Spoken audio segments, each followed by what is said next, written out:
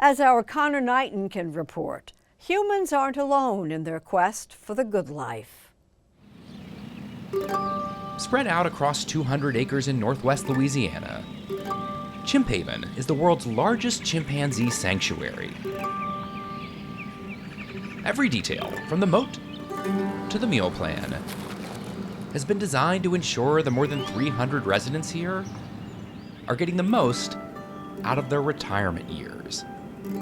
A lot of the chimpanzees that are here at Chimp Haven, they spent decades in biomedical research, but Chimp Haven provides their happy endings. Raina Smith is the president and CEO of Chimp Haven. Chimpanzees have been used in research for decades. Back in the 1950s and 60s, they were part of the NASA space program. Then in the 70s, kind of moved into infectious disease. They are ideal surrogates for man in tests involving potentially hazardous conditions. Chimpanzees were instrumental in the development of everything from rocket ships to the hepatitis B vaccine. In the 1980s, they were used in HIV research. But precisely because of how similar they are to us, attitudes about chimp research began to change. In 2000, Congress passed the Chimp Act, establishing a sanctuary system to care for retired research chimpanzees. You've done a good job with this. It's a humane bill. The bill required the National Institutes of Health to kick in 75% of the funding for the retirees. It costs around $25,000 a year to care for each chimp, and the banana budget alone is impressive. They go through an annual 117,000 of them. Colony Director Michelle Reiniger, like all the staff here, all right, Miss Fanny, knows the chimps by name. There you go, Peppy.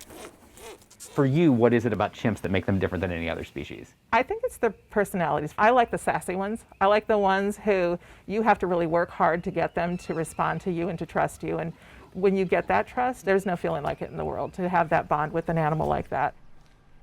Hi, Sparkles.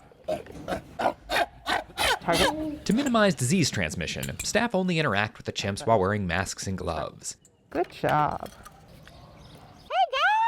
The animals receive regular checkups from veterinarian Raven Jackson. Chimpanzee medicine is challenging. It's like working with a really strong toddler.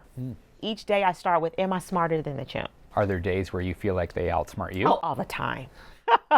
I work for them and they don't work for me.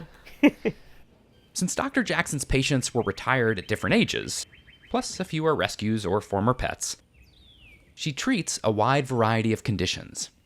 If you were a doctor at a retirement home for humans, you're not seeing anybody until they're in the later stages of life, but you have much younger chimps here as well. Yeah, so as young as 7, all the way up into the mid-60s. It keeps things very interesting, and I think it also keeps things interesting for the chimpanzees because we're able to put them in these very dynamic social groupings where you're going to see various age ranges.